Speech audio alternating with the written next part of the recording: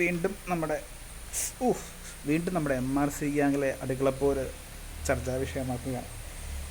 ഒന്നുമില്ല, ഇന്നലെ തൊപ്പിയിട്ട വീഡിയോയ്ക്ക് പകരം ഷമീറും മറ്റേ ബാക്കി ഗ്യാങ്ങുകളെല്ലാം കൂടെ ഇപ്പോൾ എതിർച്ചേരി നിൽക്കുന്നവരെല്ലാം കൂടി ഇന്നലെ വേറൊരു വീഡിയോ പോസ്റ്റ് ചെയ്തല്ലോ.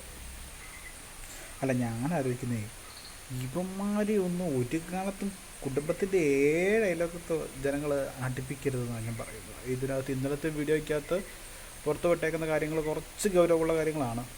ഇവനൊക്കെ എന്താണ് സാധനം, ഏതാണ് സാധനം എന്നുള്ളത് ഇവന്മാർ തന്നെ അങ്ങോട്ടും ഇങ്ങോട്ടും ചെളി വാരി ഇറങ്ങി സോഷ്യൽ മീഡിയയിൽ അത് പബ്ലിസിറ്റി ആക്കിക്കൊണ്ടിരിക്കുകയാണ്.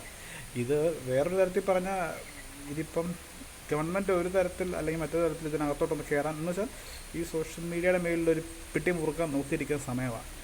അപ്പം അടിക്കാനുള്ള വടി ഈ പൊട്ടന്മാർ തന്നെ കൊടുത്തിട്ടുണ്ട്. എന്നാണേലും ഗവൺമെൻറ് ആ വടി വാങ്ങിച്ച് നല്ല പൊട്ടിയിൽ കൊടുക്കുമോ അതോ തഴുകി വിടുവോ അതൊക്കെ നമുക്ക് കണ്ടറിയണം. പുറകെ ഇപ്പോൾ പുതുതല്ല പണ്ട് തൊട്ടകത്ത് പറയുന്നൊരു പേരുണ്ട്, ഹനാൻ ഷാ എന്നുള്ള വ്യക്തിയുടെ. ഇപ്പോൾ ഹനാൻ ഷായുടെ കുടുംബത്തിനെ പറ്റി, മീൻസ് ആ ഫാമിലി വന്നു പോയ ഒരു പെൺകുട്ടിയെ പറ്റി തൊപ്പി പരാമർശിക്കുന്നത് ആ ഓഡിയോയ്ക്കകത്ത് ഇന്നലത്തെ അതിനകത്ത് വ്യക്തമായിട്ട് കേൾക്കാം. ഒരു തെറി കൂട്ടി അതിനെ വിളിക്കുന്നതും എനിക്ക് ഇവനെ അവരോടുള്ളൊരു അസൂയ ഇടക്കാലം തൊട്ടിപ്പം കാണിക്കുന്നുണ്ട്. ഇപ്പോൾ അത് ഈ വീഡിയോകളിലൊക്കെ നമുക്ക് മനസ്സിലാവുന്നൊരു കാര്യമാണ്. ഓരോരുത്തർ പറയുന്നത് ഓരോ പെൺകുട്ടികളെ, ഇത് മൈനറായിട്ടുള്ളൊരു പെൺകുട്ടിയുടെ വിഷയം ഇങ്ങനെ ഇതിനകത്ത് പറയുന്നുണ്ട്.